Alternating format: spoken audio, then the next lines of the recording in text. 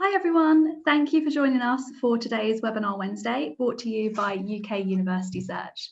Today we're going to be talking about how to choose a university, a choice that's been made somewhat more difficult recently with the cancellation of open days and fairs.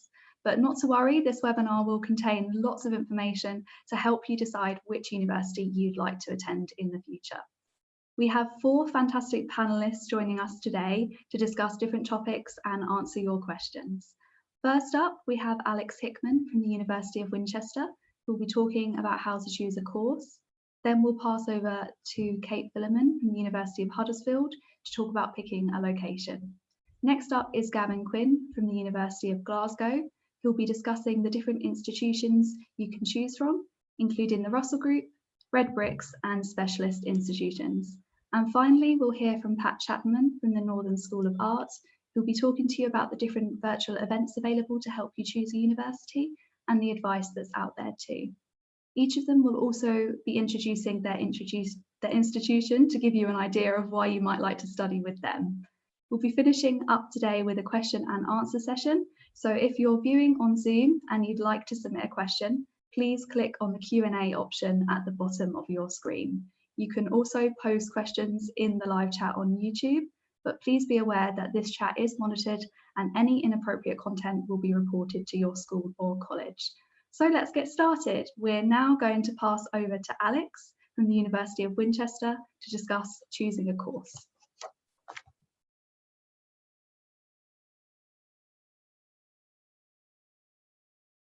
Hello everyone, my name's Alex. I'm from the University of Winchester. I've got some lovely pictures of our campus behind us so you can see what Winchester is like.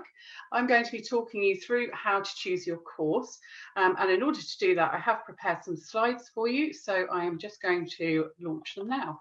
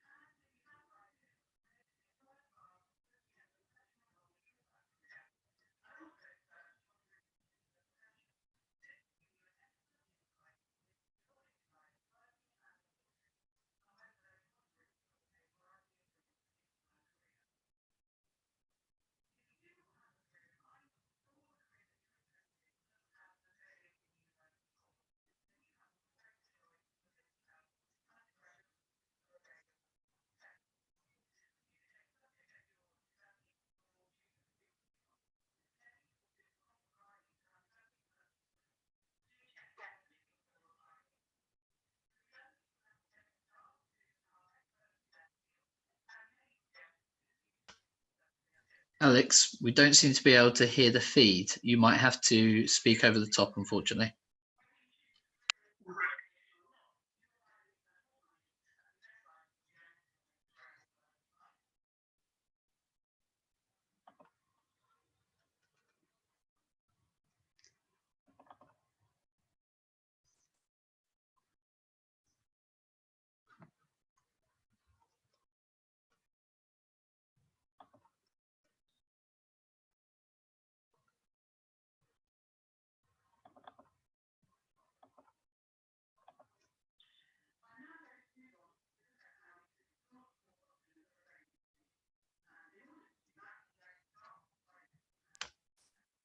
Alex, if you just start from the first slide Okay. onwards, okay? Can you hear me now? Yeah, Can I you- can hear you. It's just the recording down the bottom left isn't creating any sound, so we're just going to if you can just go over the top, that'd be perfect. Okay, I have got an alternative video, so should I share that instead? It's completely up to you. I mean, if you're able to run through, I mean, we are still live at the moment, but it's up to you. You can either go through the slides or you can go through a video. It's up to you. Is this now, could you hear that video? No. Okay, do you want to move on to the next person and I'll find, maybe we can talk in the background about why it's not working? Okay, yes, if you want to remove the share screen and then we can move on instead, and I'll move back to Megan.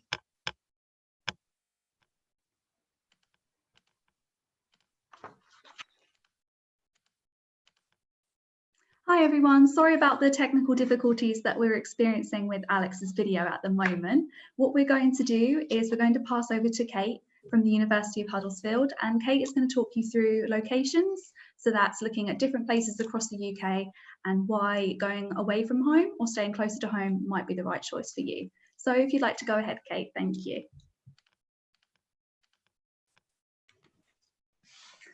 Yes, hello everyone. Hopefully we will be able to proceed without any further technical difficulties. My name's Kate from the University of Huddersfield.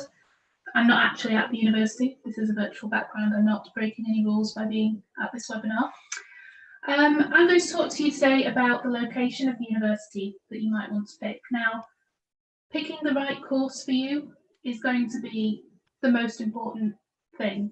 Please don't pick a university based solely on location, but it's very likely that a lot of you will be in a position where lots and lots of different courses will sound really appealing to you.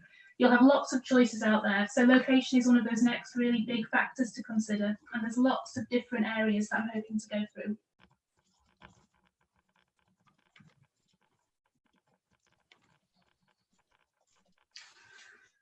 So location, location, location.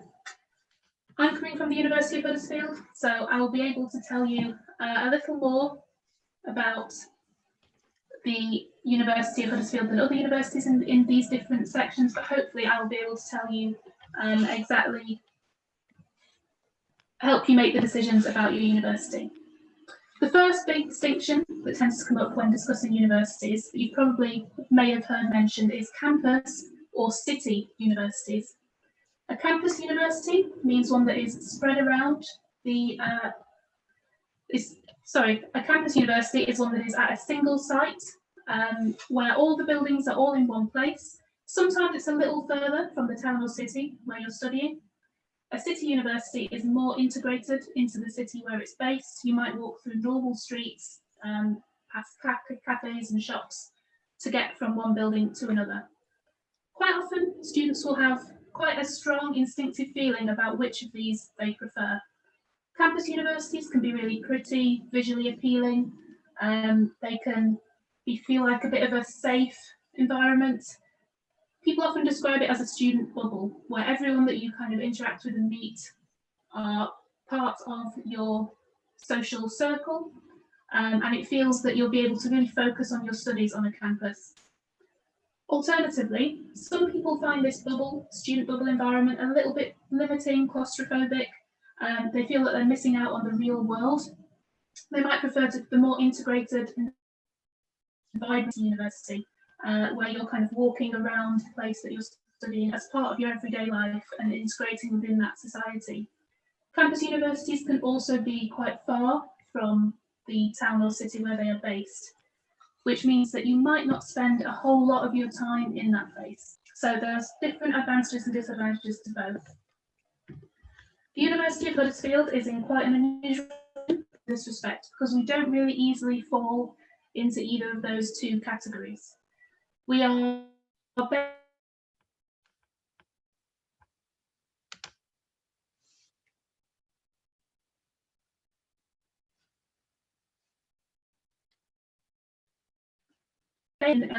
it's really easy to go to pop into town, grab some lunch, and that is. However, we don't students don't feel like they're always on and always watching and waiting for their next lecture. It's a little bit of a mix of the two. Whichever you prefer, campus or city, it's really a matter of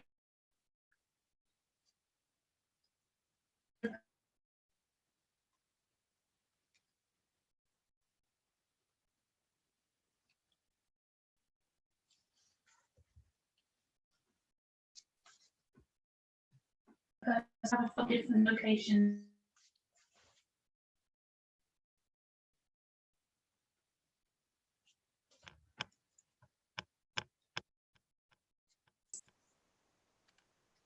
You're likely to be near lots of culture.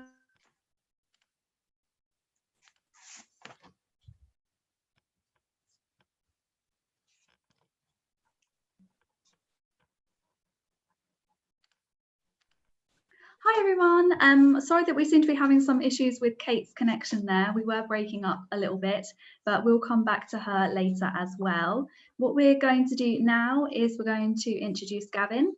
Gavin is from the University of Glasgow and he's going to be talking to you about different institutions. So you may have heard these names bandied around, such as the Russell Group, Red Brick, modern institutions and specialist institutions. Gavin's going to be breaking these down for you so you can decide which one of them might be right for you.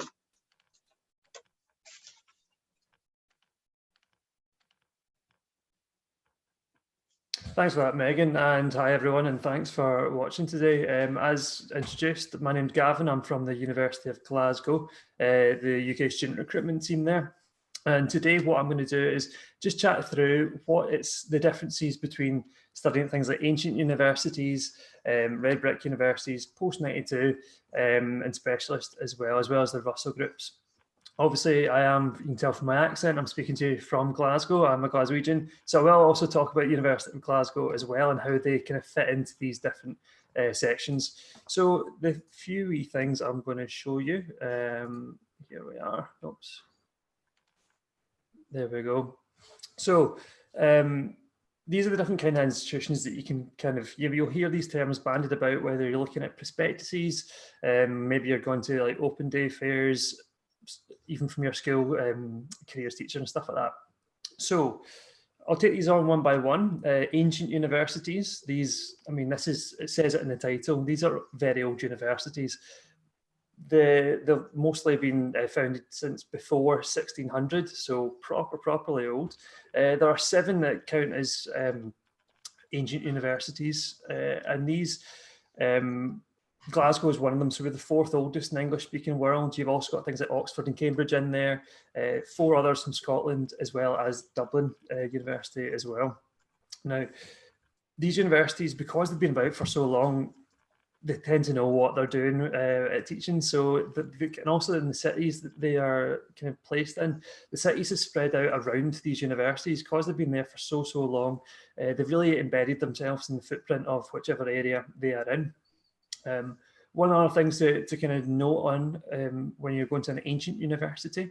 So one of the things you can look at is if you're studying for a Bachelor of Arts somewhere, you'll get a BA. At an ancient university, you're more likely to get an MA. Now, an MA might say to you that it's a Master of Arts, a postgraduate master's. However, at an ancient university, an MA is actually just equivalent to a Bachelor of Arts. So that's something to think about. It doesn't take any extra time or anything like that. It's just a different way of stylizing our degrees. Next up, we've got the red bricks. Now, the red brick universities are spread across England and UK. So these ones are kind of essentially, they're named after, I mean, the red brick. It's like a kind of a style of kind of Gothic architecture that was popular back in Victorian times. When you go to universities like Manchester, Liverpool, Leeds, these universities have beautiful red brick buildings. And they're also kind of spread across the cities. So when you're going for a red brick university, these ones tend to be more in the kind of big industrial cities across the UK. Because of that, it also means that they're actually really quite hustling and bustling cities. So if you're wanting to go to a city that's a university and a city that's got lots going on, it's got a really good history in the kind of the upbringing of our nation, the red brick universities are fantastic for that. So apart from the red bricks of these actual buildings, that is what they are. That's what they're named after, their literal look. But there's a really big group of them as well. So you can have a look through the different universities. If they claim to be a red brick building, red brick university, it's essentially they're just part of that group there. Now, you've got the post-92 or new or modern universities as well. These are essentially universities that, again, it says it in the title, that were created after 1992. In 1992, there was a Further and Higher Education Act, which essentially turns a lot of places that were polytechnics. So you might hear your parents or grandparents say things like, oh, that's a polytechnic. But they, in 1992, turned into universities. What this did was added a whole host of universities to the roster of the UK universities, giving you guys so much more choice when it comes to making your decision of where you want to go. Now, because these were, a lot of them were polytechnics, this means that a lot of them were fantastic for things like STEM subjects, as well as all the kind of vocational subjects that you really want to get in a job with. So maybe if you want to do things like journalism, sports science, things like that, they're absolutely phenomenal in those areas. So the other one's good to look at there. And again, being a bit more modern, the buildings won't be as ancient as the University of Glasgow's building or some other ancient buildings, but it might be more modern as well. You've also got specialist universities. Now, specialist universities can cover a whole different range of kind of areas, from things like performing arts to the visual arts. These are institutions that really specialise in one area. So places like Glasgow School of Art, which is up here in Glasgow, they focus more on the visual arts. You've also got things that are more clinical. So you've got some medical specialist universities, as well as the Royal Veterinary College, which is obviously for vets. And that's what that kind of specialism will do. So it's not as if you're going to go there and study a whole range of subjects. They're all very more niche, and there's a kind of gathered in that area. So that's what the specialist universities will be, and the Russell Groups. Now, the Russell Groups were founded back in 1994, and it's a group of 24 leading universities across the UK. These universities are fantastic for research, so much so that they get about 75% of the UK's university research funding coming in, which actually works out to be a total of just over like £4 billion a year.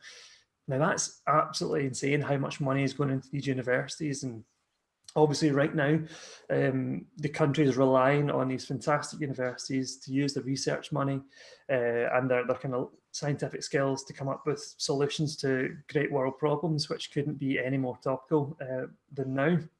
So these universities, if you go to them, or if you see a universities saying that they're a Russell Group, you can kind of be rest assured that they have fantastic facilities for research. They really come up with cutting edge stuff. And this means that when you're maybe when you're going to these universities, your lecturers, your tutors, your professors might be the people who are coming up with solutions to great world problems. And that kind of level of teaching will trickle down into, that level of research will trickle down into your classroom. So you'll be learning from some of the best people in the country for this. So that's what the Russell Groups are. So there's 24 of them. They're all very fantastic to go to. Again, you'll find them in quite a lot of the larger cities, the Russell Groups, and they're also, the actual Russell Group itself is chaired by the University of Glasgow, Vice-Chancellor and Principal as well. So we've got a really good connection to that Russell Group. We were also one of the founding members of the Russell Group as well. Now, that is the kind of,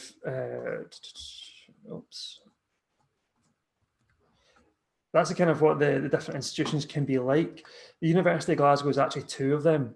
So we are an ancient university. We've been about since 1451, which like back then wolves were still roaming about Scotland and Machu Picchu hadn't been built yet. And that's the kind of, that's when we say ancient universities, we properly do mean ancient university. They've been going for ages. And that is something that is kind of embedded in our history. We're also one of the Russell Groups as well. So when you're looking at Russell Group institutions, a lot of kind of newspaper articles and what uni articles and whatever ones you're looking at, they'll always kind of tend to say that Russell Group graduates have fantastic levels of employment.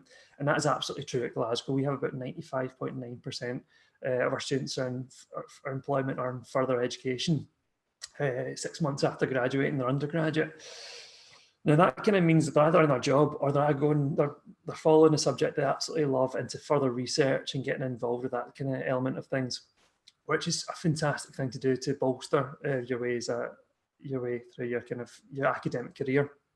Now, being a Scottish university as well, there's a slightly different kind of element of it. You'll see we've got 4-year degree programs. In Scotland, you'll actually get to study 3 subjects in first year. And I'll go on to kind of show you what that would actually look like. So at the University of Glasgow, for instance, we're an ancient university, we're a Russell Group, we're a Scottish university. This means you get to study all these 3 subjects in year 1. So imagine being able to do politics, economics, and philosophy all in year 1, and then changing one of them over in year 2. The reason this is so good is you could apply to politics on its own, and if you fell out of love with it entirely, you could keep your economics up and get a degree in economics. The slide I'm showing you right now is an example of a joint honour degree, which essentially means you're doing 2 subjects all the way through to your honours level at year 4. Should this person have wanted to maybe just to focus on the politics, they could have just picked the politics in year 3 and 4 and it'd be a single honours degree. So in Scotland, you might hear single honours and joint honours being used, and that's how that kind of works. What this does is give you fantastic flexibility. It gives you a chance to study more subjects than you maybe normally would have. You don't just need to study the one subject that you might fancy leaving school. You can study even 3 subjects you're doing at A-levels or advanced higher. And this is really quite fantastic for being able to kind of try out new things, especially at a university like Glasgow that has over 600 degrees, and that's the kind of including all the joint honours. So you can do things like computing science with Greek, you can do medicine, dentistry, vet, loads and loads of things there. Another thing about the University of Glasgow, I said the ancient universities, they've been doing it so long, they've got quite good at it, and that's absolutely true with Glasgow as well. We're fantastic rankings. You'll see there, they've got some vet medicine, we're #1 in the UK, dentistry, nursing, fantastic for these ones. And so much so that the University of Glasgow right now, we love our science, but we're a Russell Group institution. We're actually putting our kind of power as a research hub into fighting this current global crisis. University of Glasgow is kind of putting together Scotland's largest testing centre in Glasgow. So for coronavirus, Glasgow is really at the helm of that and hoping and being part of the solution. And that's one of the things that Glasgow really prides itself on, having world changers. The fact that you're watching this on a screen today means that you've probably given a nod and a wee thanks to John Logie Baird, the guy who invented television. So screens today are kind of great-grandchildren of his initial invention. And he was a part of the University of Glasgow team, as well as a host of other greats.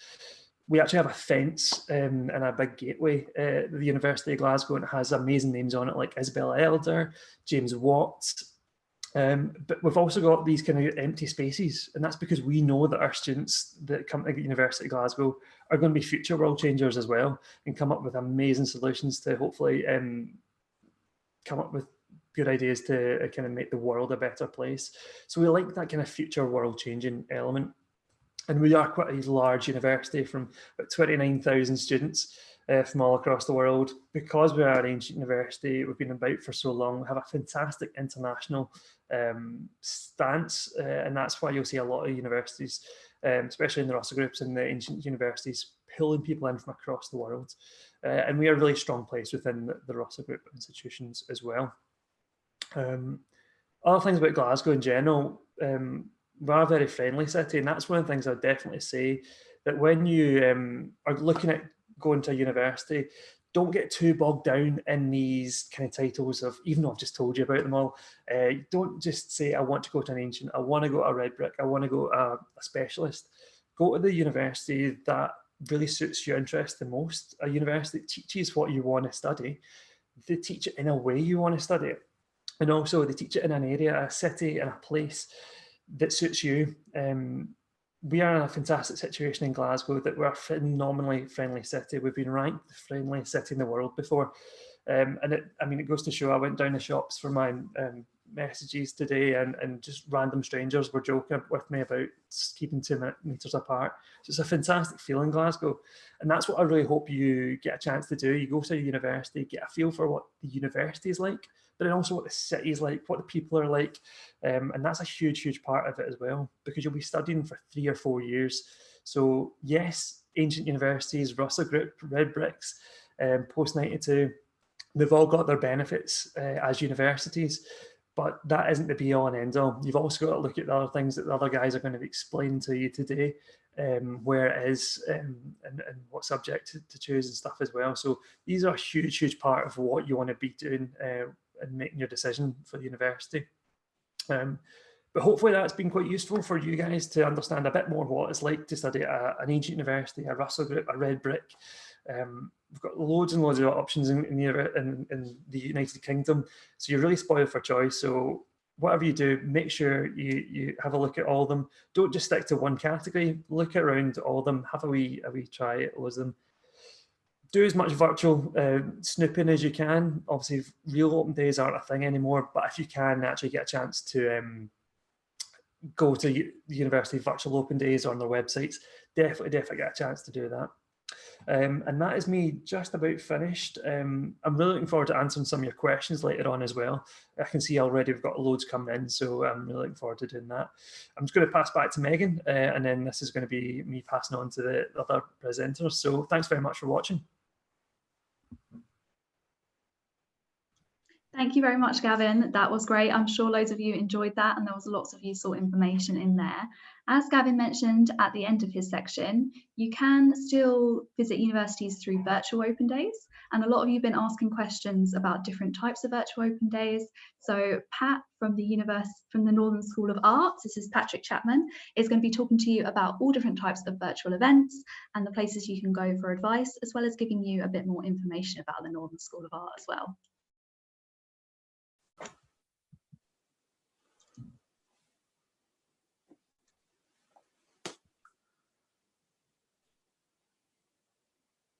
Hi.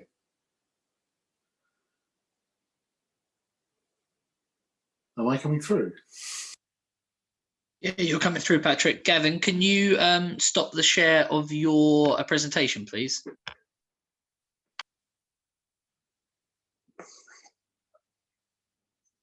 There we go. You're fine now, Pat.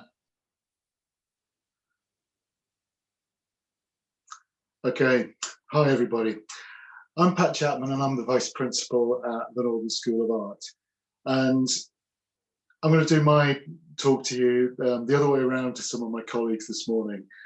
So I'm going to tell you about the Northern School of Art to start off with, and why a specialist institution is different. I'm not going to say it's better, but it's different to other forms of university. So the Northern School of Art is one of only a very small number of specialist art and design institutions nationally. We're not a small institution. We have about the same number of undergraduates as a large university's arts faculty, but our campus is compact. You won't get lost. There are only 5 buildings with studios and workshops, theatre, seminar rooms, library, IT suites, and all sorts of things like that. But we are a special place. We're a creative, collaborative and welcoming community where we get to know you as an individual, specifically supporting you to develop as a successful artist or designer.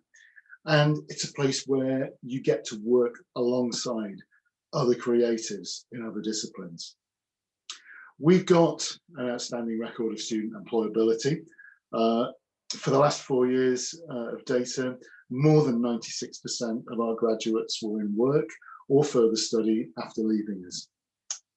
So, as it says on the tin, we only offer creative degrees and master's courses. These include our visual arts cluster, which is fine art, illustration, graphics, photography, our stage and screen cluster, looking at acting, film stage production, costume, production design for stage and screen, visual effects and model making, and then design cluster of courses as well, including textiles, fashion, and digital design for advertising, and creative influencing. All of our degrees are developed very much in partnership with industry, and industry help us to deliver them to you. Our students are encouraged to collaborate across all of the disciplines that we have, just as you will in the real world as a creative. So, for example, all of our stage productions involve acting students, costume students, set designers, production design students, setting up lighting and sound. And similarly, a filmmaking student will work with this same group of students in producing their show reels and their actual finished films. We go for high quality teaching and learning experience, and our staff, again as a specialist institution, have their own external creative roles and creative experience. And we work with something like 70 different external creative professionals who aren't on our teaching staff every year, and they come in and work with students. We've been a TEF Gold institution right since the start back in 2017. And also, you don't need to just believe me about, are we good? Is this an interesting place to be? One of the things you always should look at is the results of the National Student Survey, the NSS. And for us, we've got excellent student satisfaction overall, which is 91.8% on the last survey, which certainly is the best in the north of England. So how do we achieve all of that as a specialist? What makes a specialist institution special? Well, we do it through investment in facilities. Because we're only investing in facilities for creative degree programs, we put a lot of resource behind that, and we don't have to dilute the way we do that. So we invest in cameras, studio spaces for individual students, industry standard film and photography studios, which are newly built, a new theatre space, print rooms with a range of different printing techniques available, software, pattern cutting rooms, so much more. We also do it through the on-site support that we offer you. This isn't just about the tutors that you meet on your programs, but it's about providing you with dedicated pastoral support, mental health support, help with issues like autism or dyslexia that you might be living with, and academic support as well, because in the case of our institution, not all creatives are the best academic writers, so we have dedicated support for doing things like that too. As well as what other institutions offer, which is support for housing and finance, and any issues around hardship, which in these times might be particularly important to you. On your course, you can expect higher degrees of contact time, working in small groups. With us, in the first year, that starts at 16 hours of contact time. But that isn't the end of our contact, if you like, because all of our studios have technical staff working in them 5 days a week, Monday to Friday, all day, and they're there to support you in using all of the specialist equipment and developing your practice. How else do we do it? Well, I've talked about working with and through the creative sector. We do this on live projects on all of our courses. We do it through mentoring. We do it through the provision of work experience with our industry partners, and also giving you the chance to get external showcase for your work. So with us, you might work on a set that appears on a BBC TV programme as part of your assessed work. You might make a costume for Killing Eve. You might design the cover of a national magazine, or you might exhibit and sell a textiles collection in Paris, or act in a Ken Bloach movie. And indeed, you could curate your own exhibition. We work with a vast range of external partners.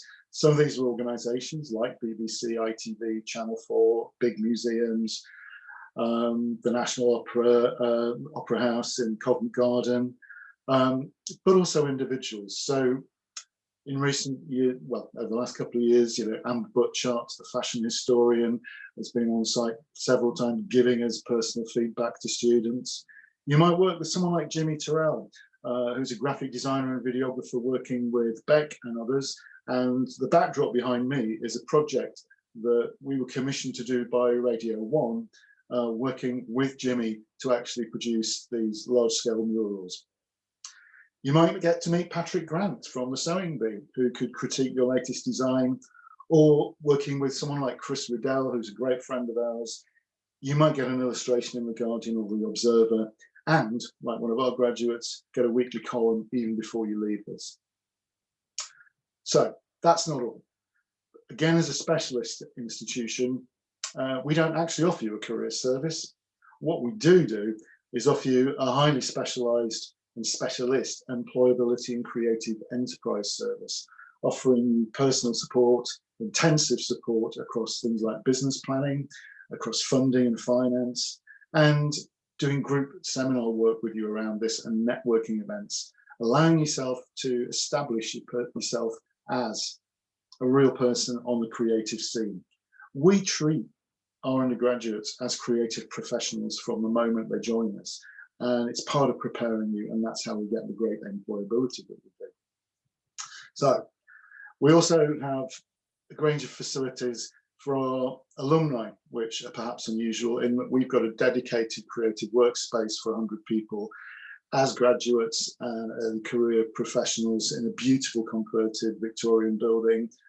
And all of the employability services are available to all of our students and all of our graduates forever.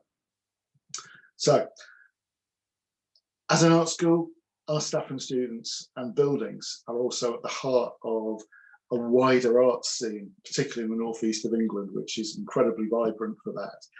There are festivals in town, there are pop-up nights, there's scratch nights, pop-up galleries, selling opportunities, and a range of different socials and creative socials. For example, the school itself created the Northern Festival of Illustration and the Northern Illustration Prize, which are both international events attracting creatives from across the world to show, exhibit, and do masterclasses. Right, we're specialists, but we're not in a big city university. We're only 30 minutes away from places like Newcastle on the train with its cultural buzz and nightlife. But because we are a community, an institution that's a community, we have a very active student life on campus and in the town. Most of this is led and developed by our Students' Union. You should always ask about student union activity when you're trying to choose an institution. Individual groups of students from programs also lead a lot of our social activities. For example, our costume students hold a number of formal balls each year.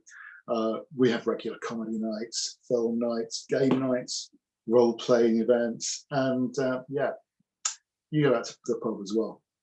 So, how do you make your choice, especially in these times? It's a difficult one, but the first thing I want to say is the choice of where to study is yours. Don't let yourself be pressured into a decision, and above all, make the choice that offers you what you want to study in a place that you feel right. At the Northern, we know we are not going to be right for everyone, and that's absolutely fine. We wouldn't want you to come to us if you're not going to thrive. That wouldn't be good for you, it wouldn't be good for us. So, to start with, how do you go about this? Well, easy. Go to UCAS Course Search or UK University Search, their websites, to look up different types of courses that you're interested in. Both of these websites provide you with great advice on how to use them and how to look through them. Also, make sure you talk to your tutors and teachers. The thing to do is come up with a short list of places that offer the course that you're looking for. But as colleagues said before, don't have a closed mind. Don't just look at campus or city. See what different types of uni offer you in your subject. So, once you've got a short list, you need to try and decide what's important to you, other than the course and your teaching and learning experience. You need to get yourself some decision-making criteria. In normal times, the best way to inform your choice and test out these criteria would be to go to an open day, go to an applicant day, and get a feel for the place. It would be talking to the academics and especially talking to students. But we can't do this at the moment. So how can you get some answers? Well, first things first, go to websites, go to the university websites. Most of those these days will be offering either virtual learning experiences, which is virtual open day experiences, which are static, or indeed live virtual open days, which you can book onto. Look for those on the websites and book onto them, have a look. Use online chat facilities as well. Individual universities will have their own online chat facilities, often associated with the virtual open days. And there are platforms like Unibuddy where you will be able to talk to students at the universities you're interested in, on the courses that you're interested in, hopefully, to do that. But also use social media. Once you've chosen some institutions that you're interested in, follow them, check out what they're like, find out what stories they're telling you. It's worth saying a little bit more, I think, about virtual open days in the current situation. They really give you a chance to see the facilities that students will be using, whether or not that's accommodation or indeed the facilities that you get to use on your program. It might be labs, it might be studios, it might be the library, it might be the IT suites, all of these different types of things.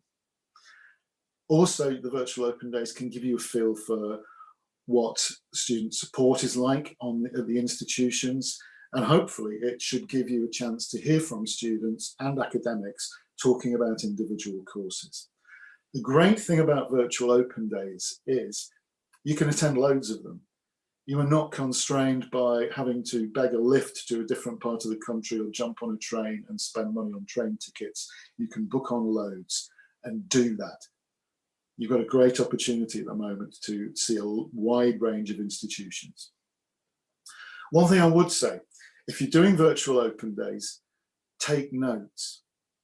Otherwise, you are going to forget what people said at different unis and you will not be able to make the choice very effectively.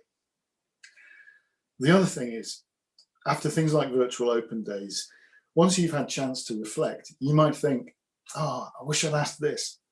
Well, ask that. All institutions will have email addresses for admissions or indeed for their academics. So go back, ask questions, use the online chat room for the institution or email them. It's really important to actually do that. Frankly, we're all sat here waiting for you to ask us questions. So, one thing to say, it's important that you do preparation before you use either online digital resources or any other form of open day or applicant day. You need to think about what questions you want to ask. So here are a few prompts for how you can actually do both digital research and real physical research once we get back to having real physical open days. Obviously, the course should be one of the first things, in fact, the first thing on your list of things to find out about, because your goal has to be finding out if the course is right for you, if it's something you really want to spend the next few years focused on. And that will offer you the right opportunities in life as well. So what do you look at? What does the course cover? Check out what the full structure of the course is, the modules that you're going to be studying. Have a look at the course specifications online. Check out the contact hours. Check out the different types of assessment methods that are used by different institutions.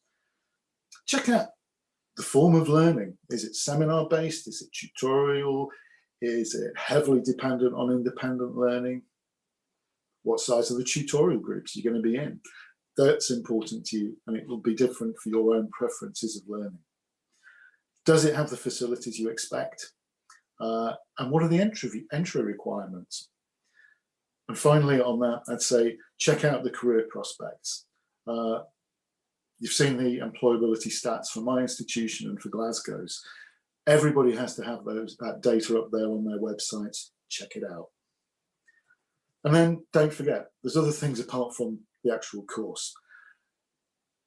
Are you guaranteed a place in halls in your first year? What's the accommodation like? Is it on campus, off campus? Check it out. Also, what are the prices around accommodation and what's included in the cost of accommodation?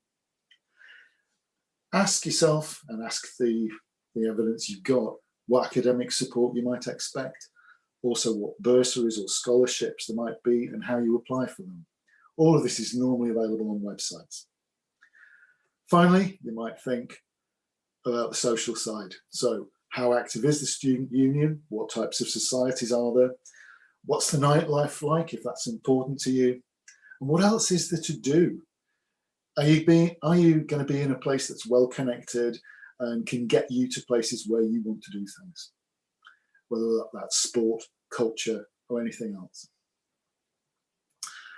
When you talk to students and staff, you really need to test if we do what we say on the tin. And that's why combining the online research with the digital engagement that you can get into is really important. So don't forget, lockdown is not going to last forever. Physical events are going to come back. We don't know what they might look like yet, but they are going to come back, hopefully. And you can use this stage of your research to actually do really good, strong research to inform your choice, and even inform your choice of where you might want to go and attend a physical open day after all of this is over. So thanks for listening to me, and I'm going to hand back to Megan now.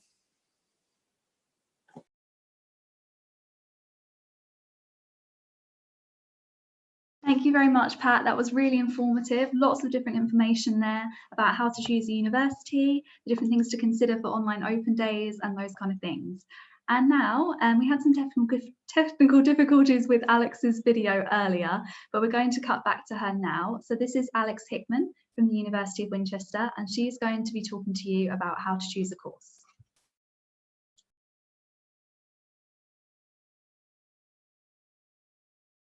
Hello again, everyone. I'm going to try take 2 now on sharing my screen.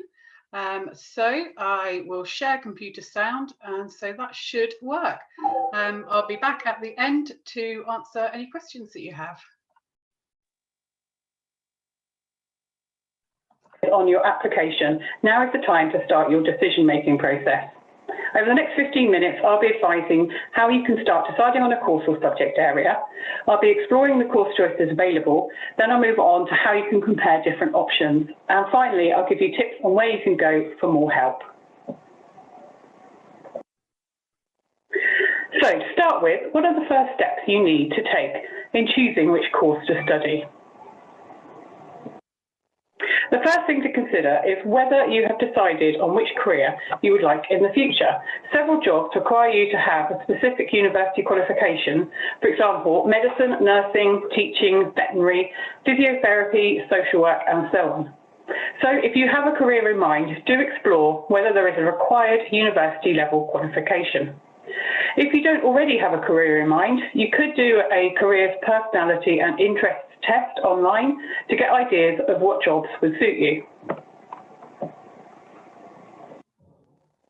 And if you have an idea of careers, it's worthwhile looking at the professional body for that career and also search on routes into the profession. This will give you an excellent insight into what it is like working in that industry and whether there is one route or a variety of routes into that career. If you do not have a career in mind, or the career that you're interested in doesn't have an associated university course, then you have the full range of choice of the 50,000 undergraduate courses that are available in the UK. You could take a subject that you're already studying or choose a completely new one. Many courses will not require you to have studied the subject before, but do check carefully before applying. You'll be learning from an academic staff who are experts in their field, and you may even be able to contribute to the research they are doing. And whichever course you choose, you'll be gaining useful skills for your future career. Whether you choose a career-related qualification or not, you are likely to earn more money and be less likely to be unemployed throughout your working life. I'm now going to move on to look at how you can explore the course options that are available to you. And in order to do that, I'm going to start off by looking at UCAS. UCAS stands for Universities and Colleges Admission Service, and you can find its website at www.ucas.com. UCAS provides an excellent search facility which enables you to look at the courses and universities. It's where you submit your application for all 5 of your choices and where you go to track your application and view the decisions made by universities. In addition, it provides students with videos and information about the initial stage where you're exploring what's available through the application process and on to what happens after your application has been submitted. And they have recently launched the UCAS Hub, which is a great thing to go and sign up to now, and that will help you throughout your searching process before you apply. Here is the UCAS landing page. From here, you want to click on Undergraduate. And from there, if you click on choosing what and where to study, it will take you through to where you can click on subject guides. So UCAS has grouped courses together into subject areas, including things like game design, English, education, anthropology, so you can browse through the different categories and see which areas interest you. And when you click on a subject, there is a comprehensive amount of information, which includes the courses that are available within that subject area. English will have very broad degrees, such as English literature or English language, but also very focused degrees, such as forensic linguistics or creative and professional writing. It provides information about typical entry requirements and also selection methods used by universities when deciding whether to offer you a place. There are also tips on what to include in your personal statement. And moving on to opportunities after you have completed the course, including key areas of employment, actual graduate career destinations, and professional bodies associated with careers that the degree subject can lead to.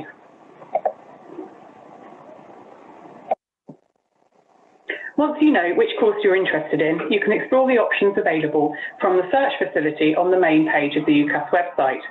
Here, for example, I have typed in sports science, and then I've clicked on undergraduate, so that the search result comes back with degrees that you would be interested in looking at. So 787 courses have come back, 158 providers.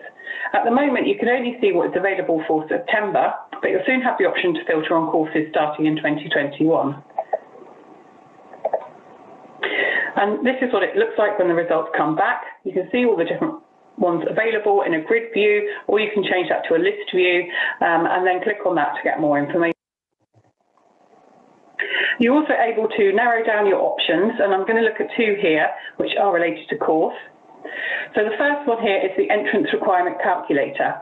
You enter the qualifications that you are taking, and it will give you a tariff point score. You can then limit the course results to those which match your predicted grades. You can also filter the results by subject, which is useful if you have a specific course of interest within the wider course area. I'm now going to move on to look at how you can compare the options available.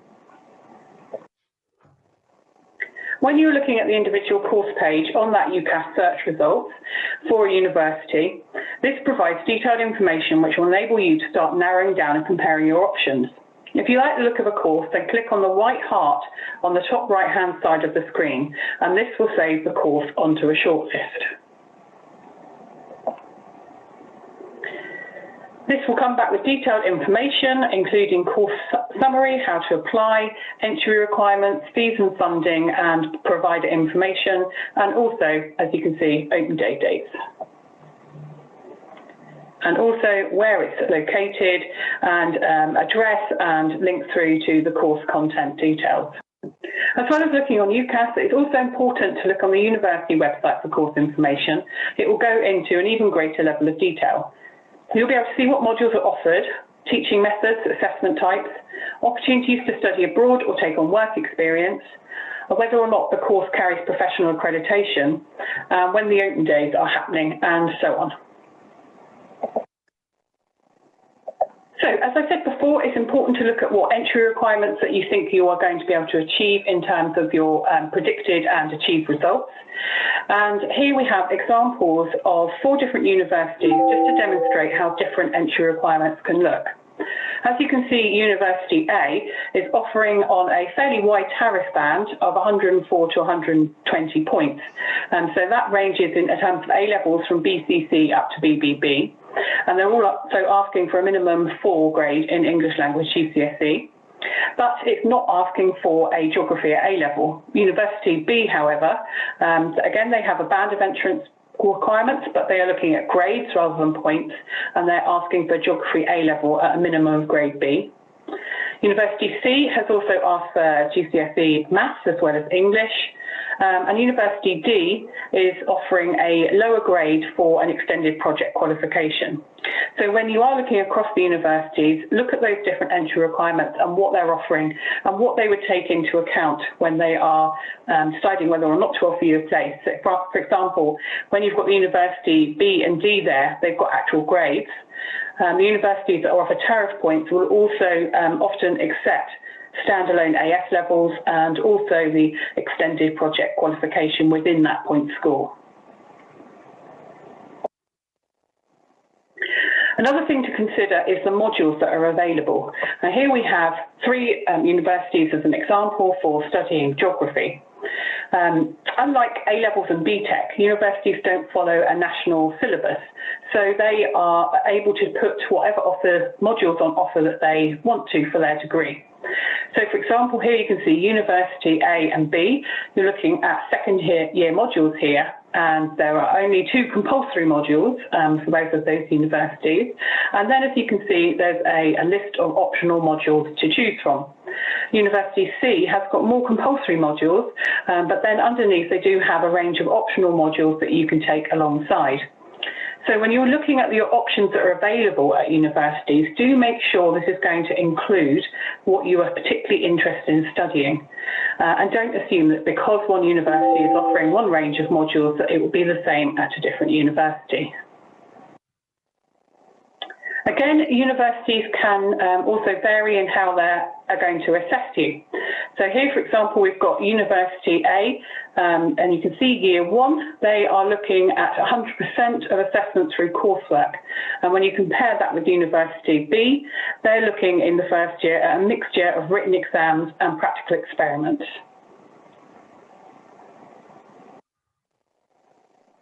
Now, a lot of degrees will be what we describe as single honours, so that means that you're studying one subject. But there's also a range of combined honours degrees available. And in this case, you're usually studying 50% of your time in one subject and 50% in the other. And when you finish your degree, you can have a degree, for example, in BA Honours, English and Drama. And that shows that you studied 2 subjects. Now, there are pros and cons for doing a combined honours degree. Some of the positives would be that you get a greater variety on the course and you're likely to come out with a broader range of understanding with additional skills and experience which may well make you more employable. But on the other hand, you may find that a combined honours degree doesn't carry the accreditation that a single honours would. It's also not to be considered an easy option because often the 2 subjects are in different departments or different faculties, so the assessment deadlines may clash, which means that you're going to have to balance your workload very carefully and prioritise to make sure that you don't miss any of those deadlines. You may also find, because you're only doing 50% of the subject, that you don't get to explore in the sort of depth that you would be able to if you chose to do a single honours.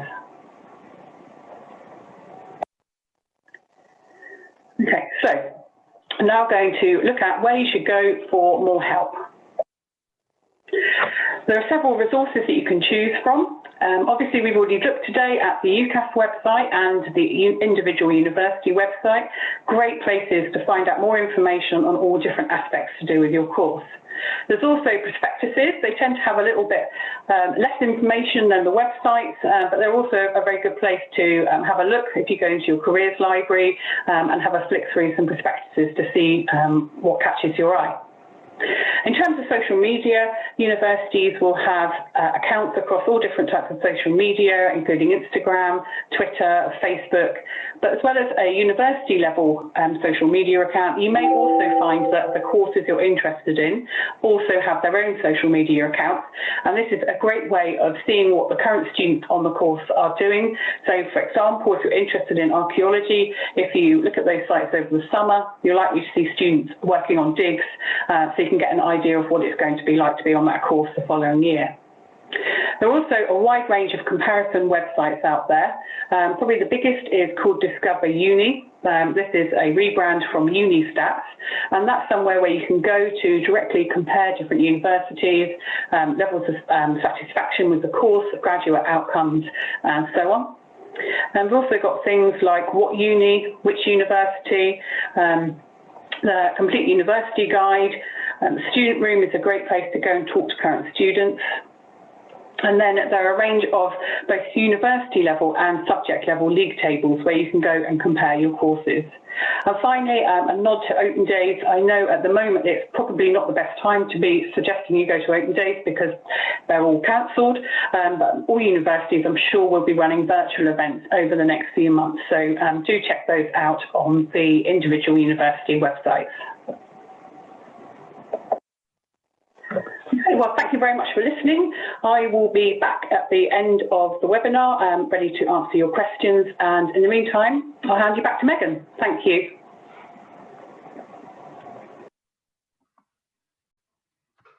Okay, I think that worked well. Thank you very much for listening. I'll hand you back to Megan now.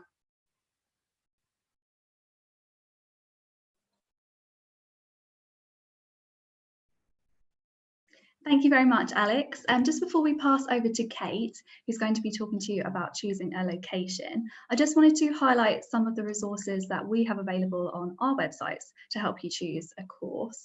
So you're aware that we do these webinars. We also run a website called University Finder, which is a really cool website. It's also an app for your phone, and you can select which kind of course you'd like to study, compare graduate employability, compare student satisfaction and entry requirements.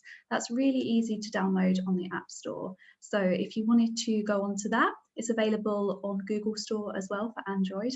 It's called University Finder, and you can also visit our website. That's www.ukuniversitysearch.com, and we have a calendar on there which is full of information about virtual open days as well as a UCAS points calculator.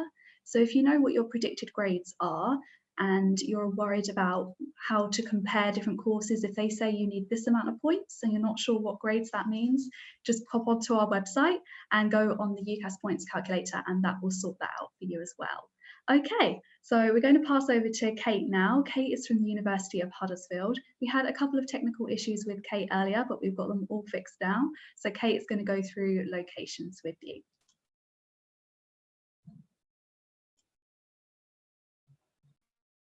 Hello, and hello again, if you are still watching from earlier. I am going to be talking about location. I will just whiz back slightly and start with the campus versus city conundrum when it comes to location for anyone who wasn't around earlier.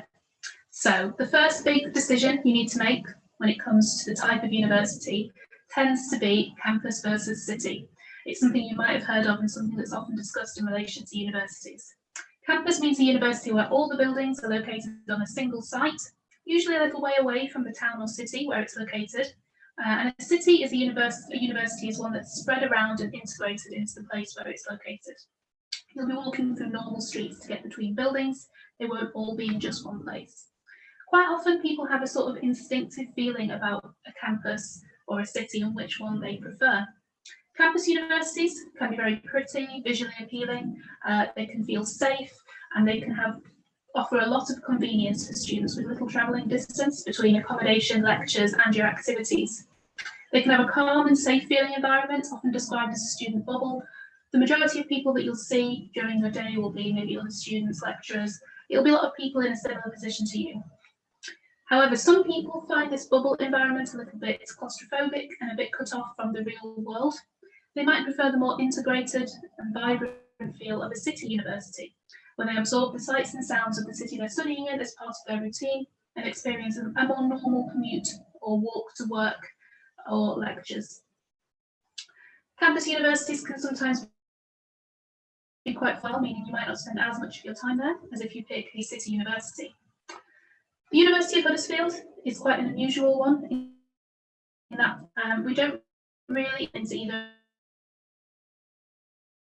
of those campus. There's no more than 10 minutes walk between one end of campus and the other to get between your lectures.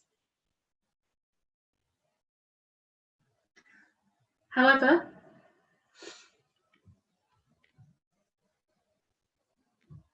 so I'm just going to pause because there seems to be some issues.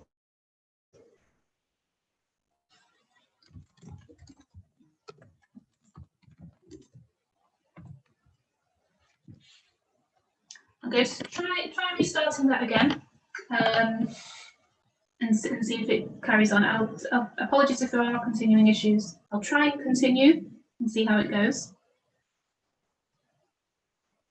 So, talking about the University of Huddersfield again, the location is right across the road from the town centre. It's easy to grab lunch or shopping during your day when you're not studying. And it's a little bit easier to get between one place and the other at the same time. We don't have accommodation blocks on our campus either. This means that you do naturally experience some of that real life feel when you're going between your accommodation and campus. Now, campus versus city makes it sound like a competition, but there isn't necessarily a better option here, or one that is definitely going to be better than the other for you. It's just one of the things you need to consider, and it really is down to personal preference. You'll also want to consider the type of place you feel most comfortable living or studying in. So universities can be based in or near large cities, smaller cities, towns, or in more rural locations. Again, there's no intrinsically better option here, but each has their own benefits and drawbacks. Cities can have lots of cultural activities and events going on, plentiful part-time job opportunities, but might feel a little overwhelming and confusing if you aren't used to that environment.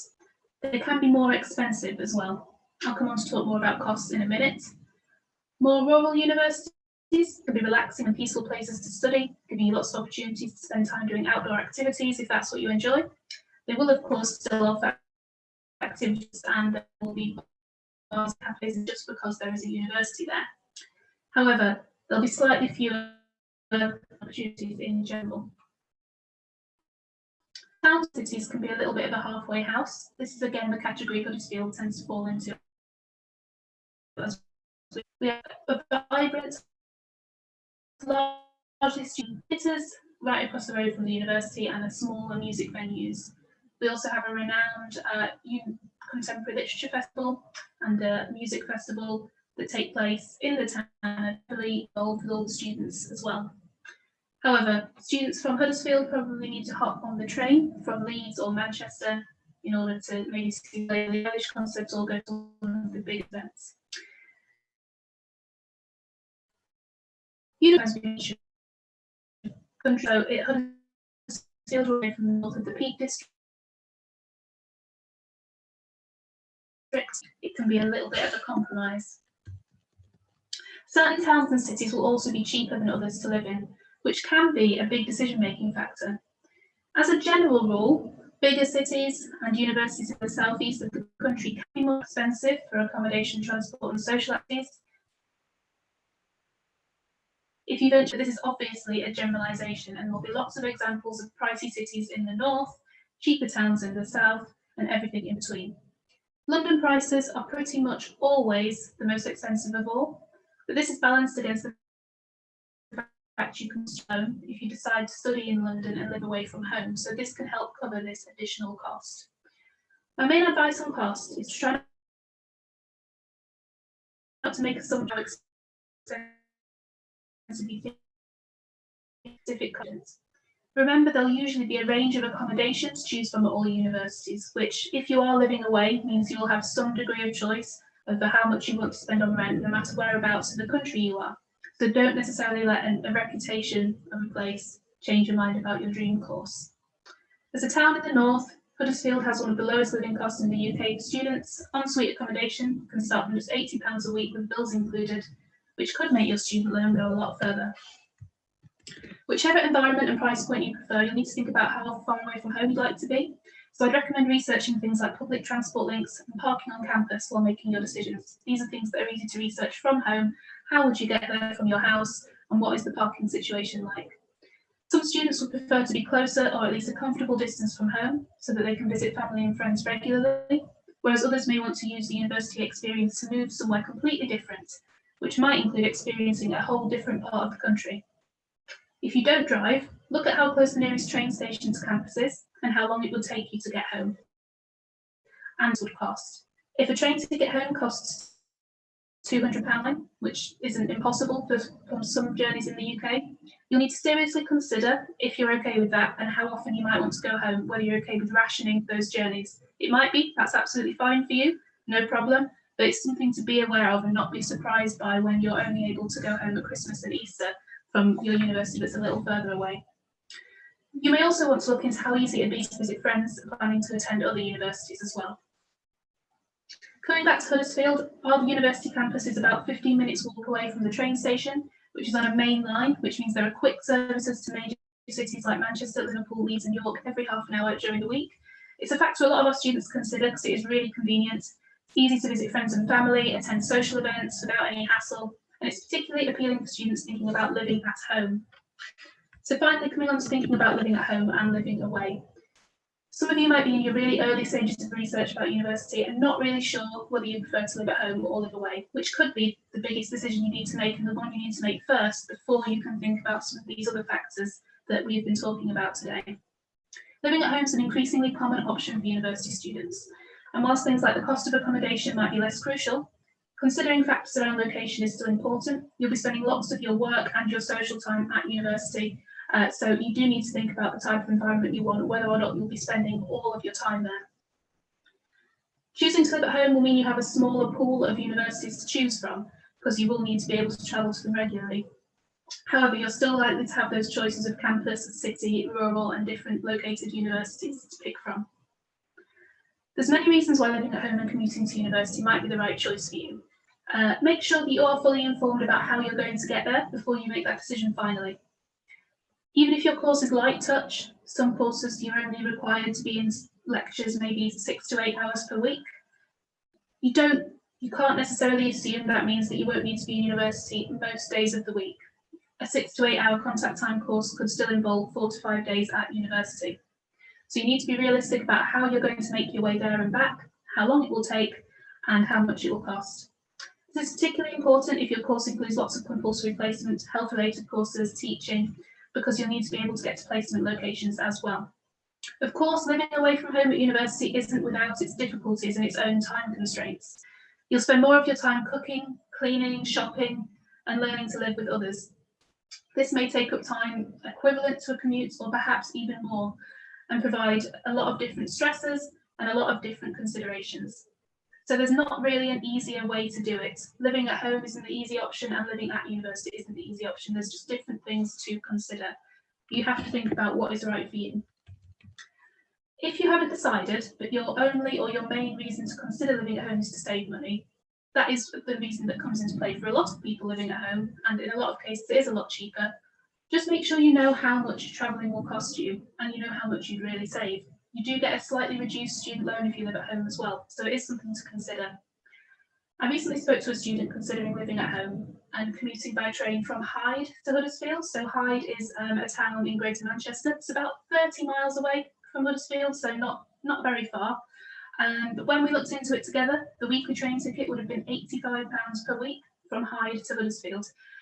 And a single ensuite room in our preferred accommodation is the same price. So bearing in mind she may have to do food shopping but would get a little less student loan, it wouldn't have been significantly cheaper for her to travel every week than to live away. She didn't really consider the fact that because her train had a change, it was a much more expensive premium ticket than one simply from Manchester. So just being close doesn't necessarily mean it's going to be cheap to travel somewhere. Still might have been the right decision for her, definitely, but she was quite surprised by the cost. Equally, if you're thinking of driving, there's a lot of costs involved in driving too, so tax, insurance, MOT, upkeep, petrol, parking, buying a car in the first place perhaps. So don't necessarily think of living at home as a really cheap option. The costs can mount if you haven't thought about them. Not the most glamorous thing to think about, but you do have plenty of time now to do that research and think about how much commuting is going to cost you.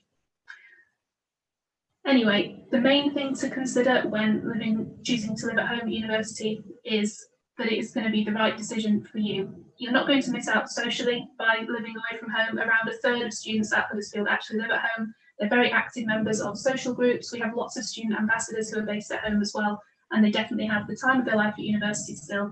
They're active members of societies, so it's not going to disadvantage you in that way. Just make sure that you're weighing up all the options and you know what your journey is going to look like.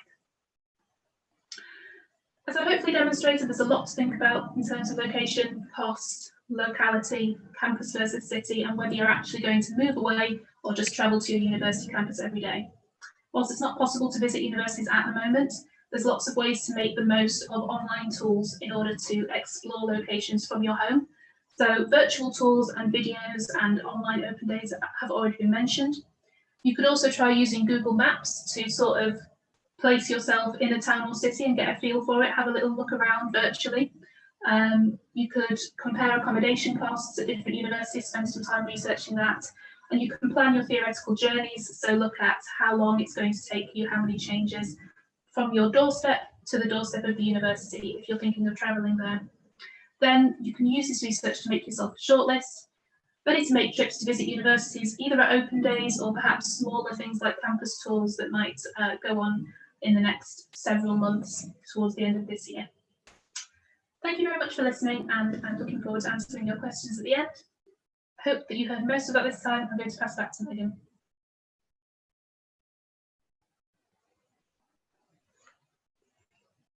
Thank you very much, Kate. That was really interesting and lots of great information there. We are now going to start doing some questions. So if you do still have any questions, please feel free to click on the Q&A button on Zoom or pop them in the live chat on YouTube. Our panel will also be working through the questions on Zoom.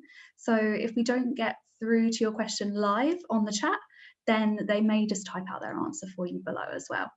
Okay, so we are going to start with some questions that have been emailed over to us over the past week from students. So thank you very much to everyone who sent through a question. And I'm going to start with a question for Gavin today. Gavin's from the University of Glasgow. And the question is, what activities would you suggest doing now to better our UCAS applications? Again, and this is an absolutely fantastic question that we constantly get asked when we're in schools and at fairs and stuff like that. To be honest, the answer is do the things that you absolutely love doing, things that make you you. Don't just start doing activities because you saw someone who's maybe a hockey captain and you thought, well, when they got into university, I need to go and be a hockey captain and play hockey. Do what the things that you find natural and that you're good at. That being said, if you're playing lots of sport already, or doing music or drama or volunteering, you're doing the right stuff. Anything that you're doing outside of school is going to help you. So anything that shows that you've got good leadership qualities, good communication skills, good creativity, whatever it is that you're hoping to go on and study, find similarities between that and whatever you're doing. It doesn't mean that even just because you play rugby, you can't attribute that to studying something like medicine. There's still like things like, as I said, leadership tied into that. So definitely activity-wise, keep doing things you love doing. Don't overdo it as well. Don't just start ticking off all the boxes of, I want to do my Duke of Edinburgh, I want to do all these sports and all this volunteering. Make it manageable. You never want to detriment your academic grades for the sake of your kind of more kind of soft skill stuff like volunteering or playing sport on the side. So my advice there would be keeping it quite balanced between the two, but keep doing the things that make you smile and make you happy.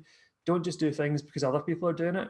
When it comes to your personal statement, we want to see what makes you fantastic and what makes you vibrantly you, not just what makes you similar to everyone else. We want to see something a bit more unique. So keep doing the things that you love doing. Find something you love doing if you're not doing it already. Even if you're doing like making YouTube videos or doing that kind of stuff, that's the more modern kind of hobbies. Fire that in your application. That's the kind of stuff that universities love seeing. A bit of uniqueness as well. That's pretty much it. Thank you very much, Gavin. Next up, we have a question for Pat from the Northern School of Art. This is a really important question, and choosing a subject to study at university is a really big decision, not only because you're going to be doing it for 3 years, but because you are eventually going to have to pay back your student finance as well. So this question is, how do I know I won't regret the subject I've chosen to study at university?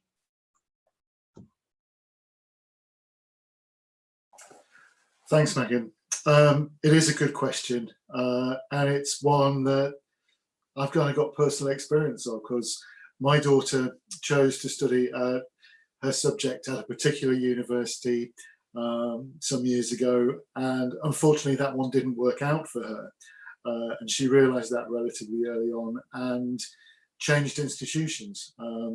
She had a range of different reasons for doing that, but I would have given her different advice beforehand when she was choosing it, and that advice is this: you've got to decide what is right for you. Once you've done your research, then you get a better chance of studying the right course for you in the right place. So you need to define your own success criteria.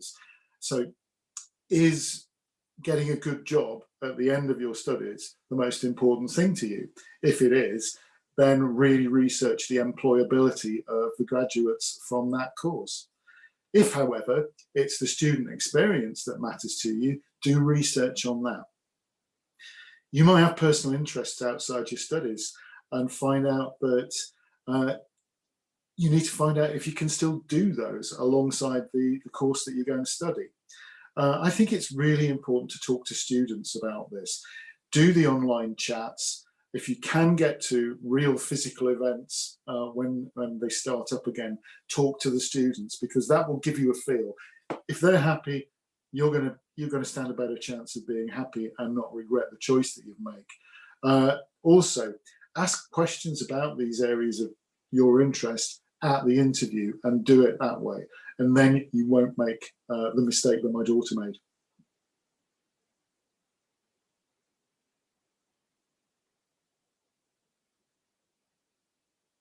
Thank you very much, Pat. Next, we have a question for Alex from the University of Winchester. This one is, what are the advantages and disadvantages of going to university?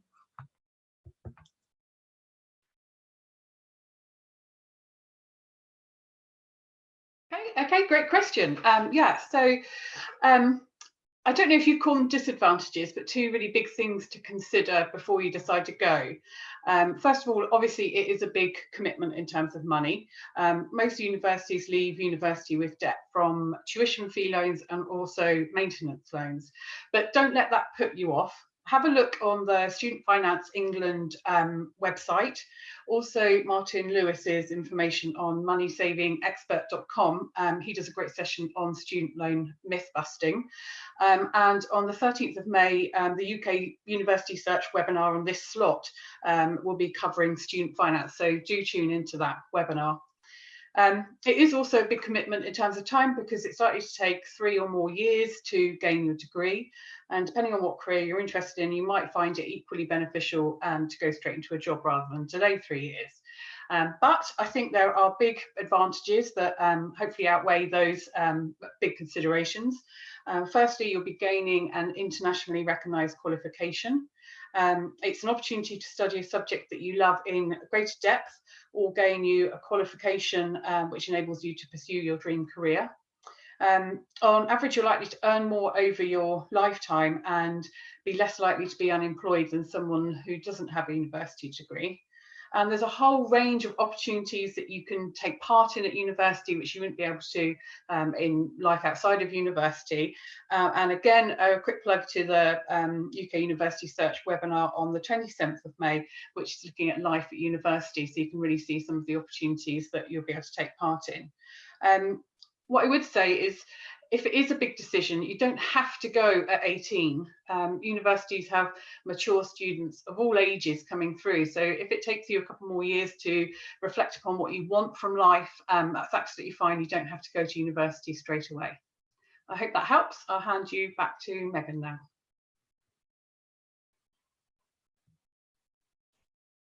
Thank you very much, Alex. And yes, as Alex mentioned, we do have lots of really great webinars coming up in the next few weeks. Lots of people have been asking about personal statements. That one is going to be next week. So you'll have a whole session dedicated to your UCAS application, going through all different types of questions about how to structure it, what to include, what you can do now at home. So please make sure to tune in next week for that one. And also the week after is our student finance. The 20th of May will be apprenticeships, and the 27th of May will be life at university. So that's a bit more about what life is actually like as an undergraduate student. Okay, so let's keep going with the questions. Next up, we have Kate from the University of Huddersfield.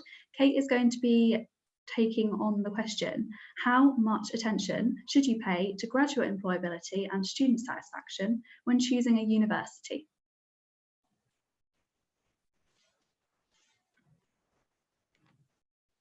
Hello everyone. Yes, so apologies. So when you're looking at things like statistics like graduate employment, student satisfaction, all that information can feed into the research that you're doing for universities. They can be really useful in the decision-making process, particularly when picking between universities that appeal to you in different ways, and making those kind of judgments when you're really unsure which one to pick. Individual measures like student satisfaction and graduate employment can be more useful than overall league tables, because you can, as I think one of my colleagues has mentioned, you can focus on what's important to you. You know, student satisfaction might be very important in your decision making, but it might be that a university that's higher up in the league tables does well in other measures, but has a little lower in their student satisfaction. So you can really focus by looking at those individual measures on ones that are better. However, I would recommend you really need to use a lot of caution when looking at any statistical figures, particularly ones that universities put on the websites themselves. Sample sizes can sometimes be small, so 75% could mean literally 3 out of 4 people sometimes when you're looking at a very small course, and that is sometimes the figure that can be quoted, not very representative overall. You need to think about whether they're consistent year on year, or if there's a blip, so if it seems particularly high or low, any of these figures you're looking at, if you can, see if it matches up with other years, or if there's been a particularly good or bad year for the university. That will give you a better idea of how they perform overall, rather than a one-off statistic. There'll also be different figures for the university overall, courses and departments. So which of those are you looking at? So are you looking at what the university overall says, or are you looking for a specific course or department? For graduate employability, these figures can be different depending on whether they are people employed in graduate level work only, whether they include further study, just work overall, and is this the like-for-like data if you're comparing it? So if you see a figure on one university's website, is it comparable to the figure on another university's website? So I would say yes, they can be helpful as one of many factors. They should not be the primary factor for any university, but it is something that you can use as one of your decision-making processes, and just make sure you know where that information is coming from, that it's up to date, and that you're looking at how many people were maybe involved in that survey. It doesn't tell you everything you need to know about a course, so make sure that you're speaking to students and looking at facilities and things like that as well. Thanks.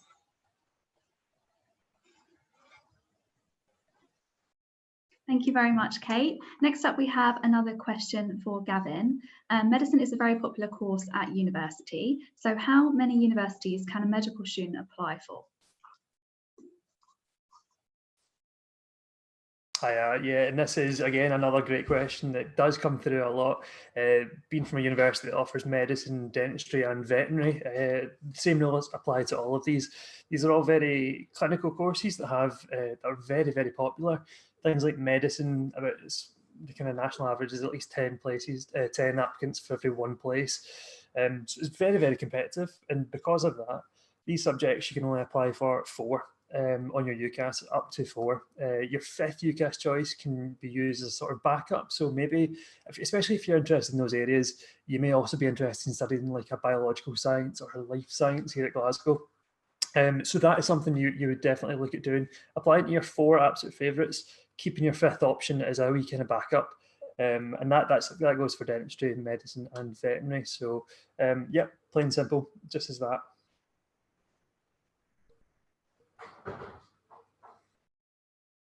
Now we have a question for Pat from the Northern School of Art.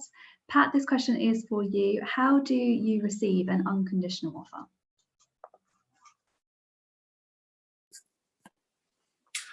Thanks, Megan. Not quite sure whether that means if the students already had an offer, or if it's before the whole thing starts. So I'll go through both aspects of that. Every university has got different entry requirements, so you need to check that you meet the course and university entry requirements before you bother applying. However, other factors come into it when admissions teams are looking at making decisions around the offers that are made to you, such as your existing qualifications, the qualifications you're studying for now, the references, skills and experiences that you have. You will get either a conditional or an unconditional offer, and both of those are good news. The difference simply is that with a conditional offer, you will still need to meet some requirements which you haven't met yet. That's normally because you haven't actually got exam results or something through. An unconditional offer means you've got the place and it's confirmed. However, there still might be a few little bits and pieces that need sorting out on that. Any offer you receive, though, is going to come to you through UCAS, and you'll be notified of the result of that on UCAS Track after you've been made the offer, perhaps after you've had an interview. So UCAS on its website gives a full explanation of all of this, and it's a really good idea to check that out when you're registered on UCAS. I think that's all I can say on that one, Megan.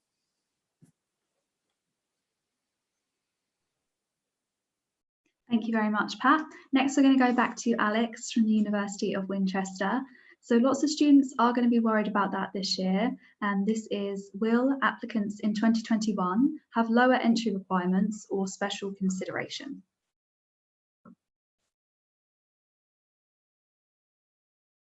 Okay, thanks. Yeah, I'm sure a lot of people will be worried about that. I recently spoke to our head of admissions about this to get his point of view. As he says, in prospectuses, we've already published our entry requirements. So the best place to check for entry requirements will be the individual university websites, because obviously they can be updated.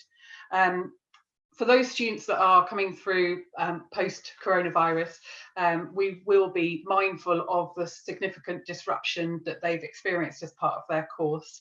A couple of tips that our head of admissions said was, if there is going to be a second wave in the autumn resulting in more lockdowns, we'd recommend you engage now in the virtual open days, and if universities do open, to take the chance to go and visit them when you can. And also start your research now, which obviously you're doing because you're in here doing the webinar. If you start researching your courses and universities now, that means that you can make the most of the opportunities, and then when the application's open, it's a good idea to put your application in, possibly not too near the deadline, just in case the university's locked down again and there's the disruption for staff trying to work at home. So I hope that helps, but don't worry, we know that you're going through this, and we will obviously take that into consideration when we're making our offers. Hand you back to Megan.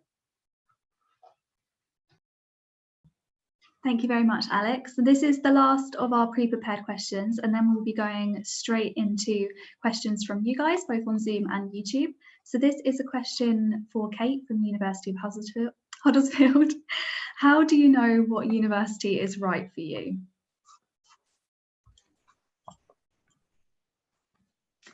Just a question there. It is really quite a difficult one. There's so many things you can consider. Obviously, all the things we've talked about today are different things that you can consider when knowing whether a university is right for you.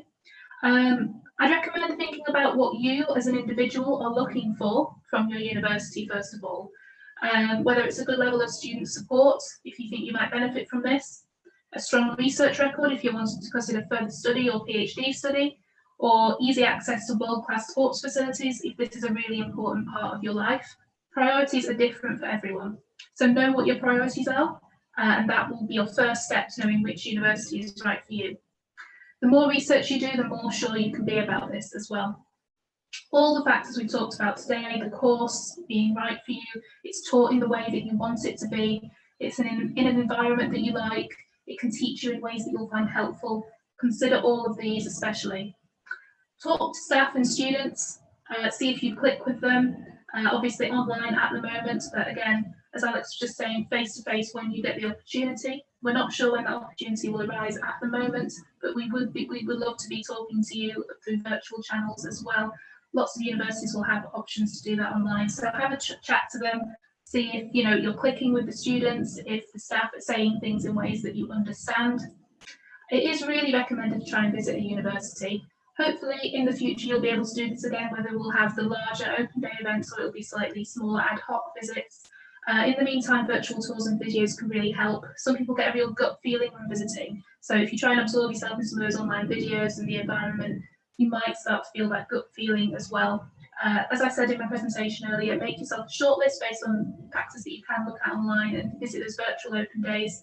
And when we are able to do so again, make a plan to visit just a couple of universities. Hopefully you'll be in a position by that point where you've had a lot of time to think about all these factors and just have a few that you're deciding between at the end of it.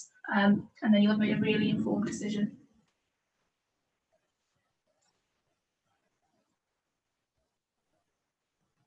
Thank you very much, Kate. So now we are going to go to some of our questions from the chat today. Thank you very much to everyone who has been watching and submitting questions. We love to see them and we hope we can help with any answers that you need. The first question is going to be to Gavin from the University of Glasgow. For a lot of students, going to university is the first time they've lived away from home. It's a really big step to take in their future. So how can you go about finding more information about the student support, the welfare services available, support for mental health at the different universities that you're choosing from?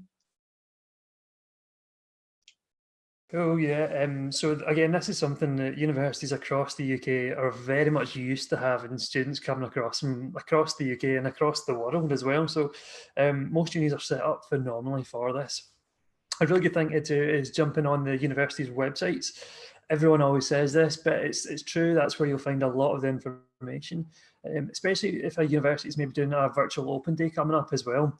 I know for ourselves, we just ran a virtual offer holders day, and we actually had our own students there answering questions and telling students about what they actually did during their time at university. So attending these virtual open days, asking these sorts of questions to the staff and hopefully to the students as well, that they can kind of give you an honest answer to what's actually happening. But universities nowadays have fantastic student services that look at kind of mental health, any disabilities you've got as well. They'll cover all this normally on their websites. But again, open days, whether it be virtual or physical, if we're lucky enough to have them, this is a really good time to ask those questions. I know at Glasgow we absolutely have a phenomenal student service team that actually help you work with you from before you even get to university all the way up to even the career service works with you years after you've graduated. So that's not just a Glasgow-based thing, that is going to be a lot of places as well. So yeah, just make use of what the universities have, find all that information on the website and the prospectuses and at their virtual offer holders days and open days.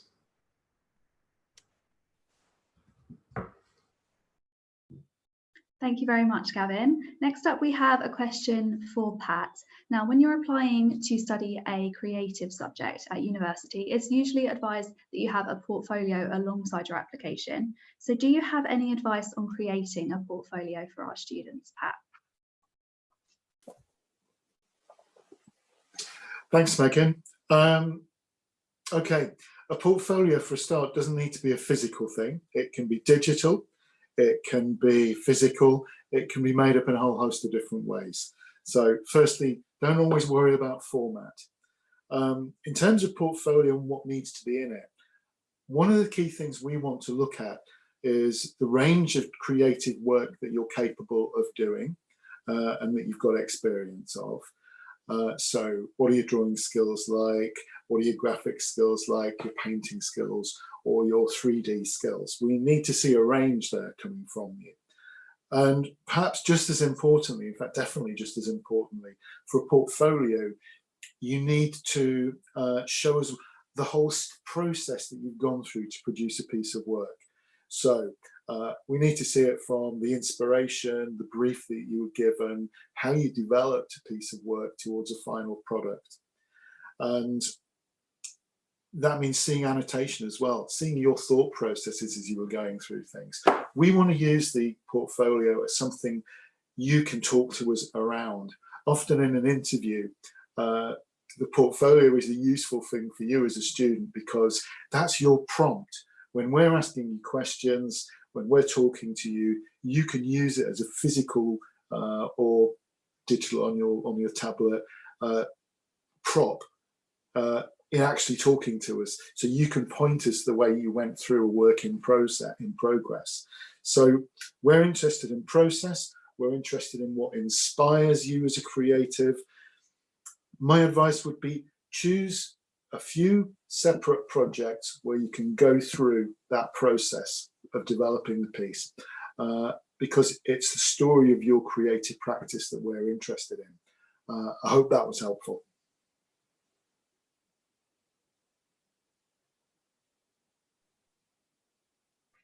That was great. Thank you very much, Pat.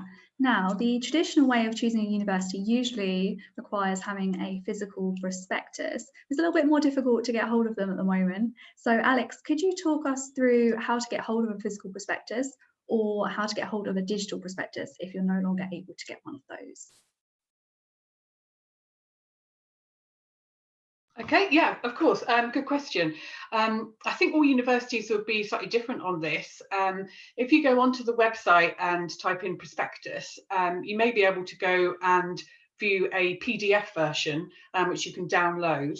But what I would say is that prospectuses, because they're printed at one point in time, if there are any updates to courses, you'll find those on the website. And indeed, because of the nature that websites can be obviously massive and prospectuses are limited, I would actually suggest you look at websites instead of prospectuses, because you can quite often drill down to quite detailed course information, and on course pages and websites you're likely to be able to see exactly what modules you're going to be offered, how each module is taught and assessed. So if, for example, you have if you feel that you're a lot better at exams, or if you're a lot better at coursework, you'll be able to see on websites for each course whether you're going to be assessed on exams or coursework or practical work, or a whole variety of different ways of assessing courses. So don't worry too much about not being able to get hold of a physical copy of a prospectus, and head over to university websites instead.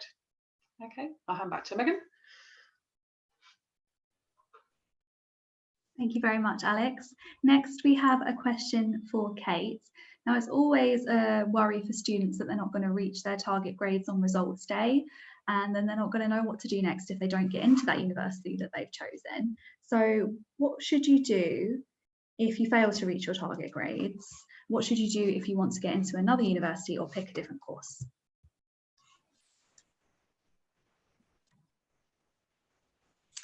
Okay, so first of all, if on results day you don't reach your target grades or the entry requirements for the universities that you've chosen, the first thing to check is whether you've been offered a place at your first or insurance choice university anyway. Whilst your target grades and your the entry requirements given and your offers will give you a guarantee of a place. So if your offer was for 3Bs and you got those 3Bs at A level, you'd be guaranteed a place. After reviewing everyone's results, universities can sometimes offer you a place anyway based on whatever grades you did get, your personal statement and any other information if they don't have as many people with those grades. It might be that it's been a particularly tough year and students have achieved slightly less than expected. So there's a chance you may still be able to get into your first or insurance choice university, even if your grades aren't quite what you expected. However, if that's not the case and your offers are declined from your universities, then the way to get into other universities for that year would be through clearing. So once you've received your results and you know that you're not holding any other offers, you're able to look on the UCAS website to find clearing vacancies. Clearing vacancies will be courses that still have places available. Clearing will be taking place as usual on the 13th of August this year, despite the slight difference in the way that grades are being awarded.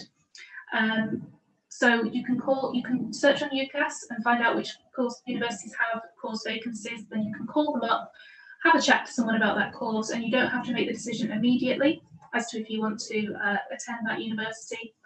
You'll be able to have a chat to them. They'll be able to offer you a place if they're able to do so. and then you'll be able to take some time to think about whether that's going to be the right option for you. Usually, we'd also offer you the opportunity to visit if you wanted to before accepting that offer. However, it's hard to say whether that will be possible this year. Either way, you will be given time to consider. It's usually relatively easy, and there will be vacancies across different subjects and different universities.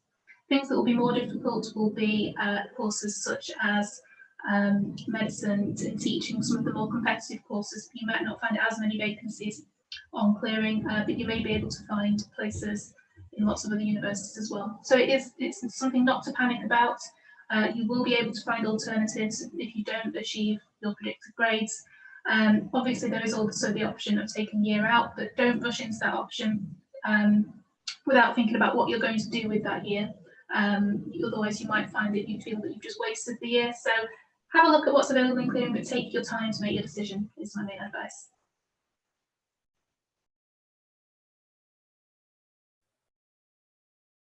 Thank you very much, Kate. So we're going to have one more question for each panelist now. And we're going to start with Gavin. Gavin talked a lot about different joint honours courses, which are a really great choice if you're struggling to choose between two different courses that you're really passionate about. So Gavin, do you have to pay double for joint courses? And do your two courses have to be linked at all? Yep, I'm glad so many folk have asked this question as well. I've been rifling through the Zoom questions as well. Essentially, when you're studying a joint honour system in Scotland, it's part of a flexible degree structure. So if you're studying subjects within the arts, social sciences and sciences at Glasgow, you'll get a chance to study more than one subject. So that's when you'll study like the 3 subjects like I showed you in my slides. It doesn't mean you need to pay for 3 whole courses. This is all part of your 1 degree. The reason we do this, it means you get a really good broad degree, a really good broad education. So say if you want to do like philosophy, politics and economics, you get a really good broad education, but then also they complement each other quite nicely. When you narrow that down to either 1 or 2 subjects, that's when you really kind of focus on it. When it comes to deciding which ones are available to pick, like combine together, Scottish universities like Stirling, they have a ridiculously wide kind of pool that you can pick subjects and combine really quite odd subjects together. Other universities are a bit more strict. So at Glasgow, you're more likely, if you're doing like an arts degree, you'll study 2 subjects from the College of Arts. That could be like a language and say history, along with maybe 1 social science. That could be something like politics. So it tends to be within the kind of right subject areas. If you are studying a subject like medicine, dentistry, veterinary, you won't be able to do a wee bit of French or something on the side, and vice versa. If you're doing French, you will not be doing a wee bit of dentistry. That would be downright dangerous, and it'd be terrifying, but that's not an option for you. So if you want to see what options are available, like the University of Glasgow website has, under each subject, go down to the degrees and UCAS choices, you can actually apply to a joint honour subject, which essentially guarantees you 2 subjects. You then pick up your 3rd once you get to Glasgow or any other Scottish university. So check that out for what combinations are possible. As I said, we've got like computing science with Greek, which is quite a niche one, but yeah, loads of different things. Normally they do tend to be quite similarly linked.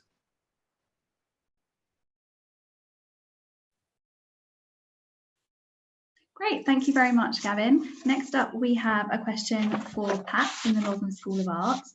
So lots of students may consider taking a gap year if they're looking to further their interests outside of school, if they're looking to do some more experience, if they're looking to get some more money. Will taking a gap year make it more or less likely that you'll get into a good university?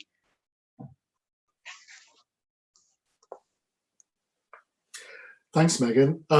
I think the simple answer to that one is that no, it shouldn't make a difference. It may give you more experience that you can talk about in terms of your personal statement and that you can use when you come to an interview or to an audition. But I don't think it intrinsically gives you a better chance. That's got to be something that is down to your choice. So it can be beneficial.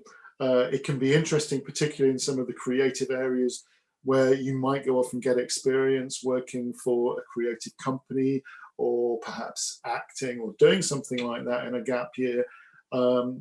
That's great. and that will certainly give you a bit of an edge when you're applying. But other than that, no, I don't think it makes a big difference. Thanks, Megan. Okay, thank you, Pat. We have a question for Alex from the University of Winchester now.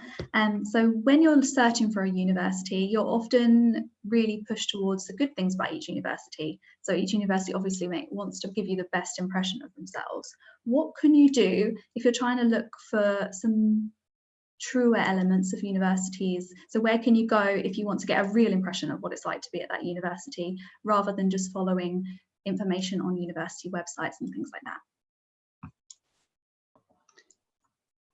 Okay, yeah, great question.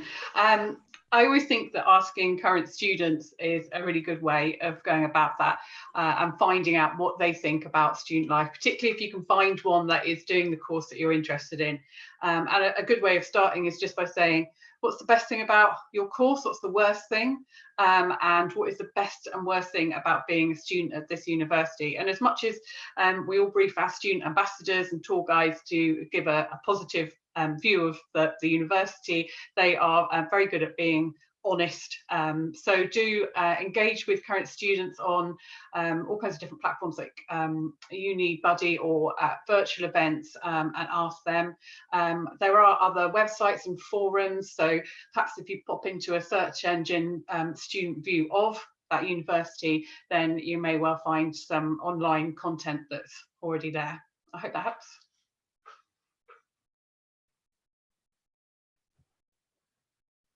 That's great. Thank you very much, Alex. And now this is our last question of the day, and this one is for Kate from the University of Huddersfield. So do campus universities usually have accommodation on campus, and do you have to stay in your accommodation for 3 years or more?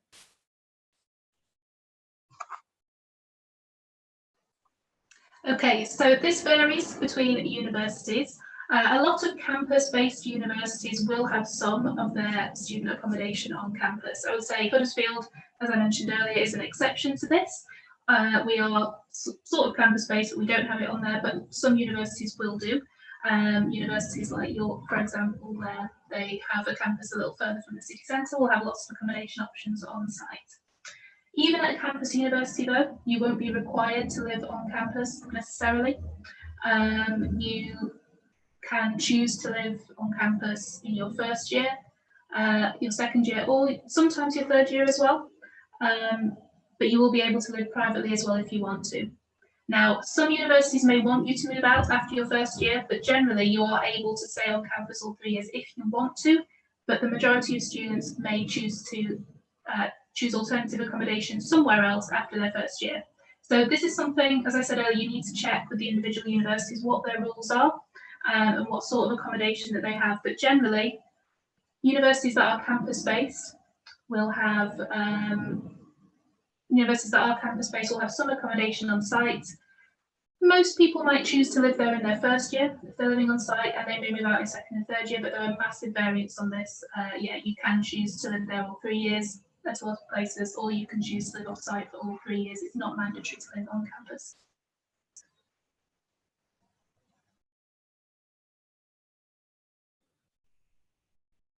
Thank you very much, Kate. If you do have any more questions about life at university, so things such as accommodation, then we will be running a webinar dedicated to this on the 27th of May. So that's a few Wednesdays' time. So be sure to tune in then if you'd like to catch some more information about what it's like to be an undergraduate student. Okay, so we have run through all of our questions for today, unfortunately. If you haven't had your question answered or you have something else that you'd like to ask, then of course feel free to go onto our panelists' websites and there'll be contact details there. If you've registered for our Zoom webinar, then you will also receive an email straight into your inbox with their contact details and their websites as well, so you can just quickly pop onto there and ask away. Our apologies if we weren't able to answer your question, but we'll be back next week with another webinar Wednesday, so we'd love to see you again then. Next week, the University of Roehampton will be taking you through how to construct the perfect personal statement for your UCAS application. This is a really big part of applying to university, so if you are thinking about doing that next year, then definitely check out our webinar next week. You can sign up on our website for the Zoom session, or subscribe to our YouTube, make sure to press the bell to get your notifications, and you'll be able to view the live stream on there too. Okay, you can also head over to our website, that's www.ukuniversitysearch.com, and click the orange register button in the top right hand corner if you'd like to sign up for our emails. These emails are really great. You'll get some into your inbox really regularly. You'll get updates about our webinars. You'll be reached out to from different universities. We also have lots of updates coming through there about COVID-19 and how we're working to support you with things on our website, such as the virtual open day calendar. Okay, I'm sure you'd like to join me in saying a massive thank you to all of our panelists today. So we had Alex Hickman from the University of Winchester, we had Kate Filliman from the University of Huddersfield, Gavin Quinn from the University of Glasgow, and Pat Chapman from the Northern School of Art. Our apologies if you were experiencing any technical difficulties today, but we hope we managed to iron them out for you in the end and get you lots of brilliant information too. Thank you very much for joining us today. I hope to see you again in the future. And from all of us at UK University Search, stay home and stay safe.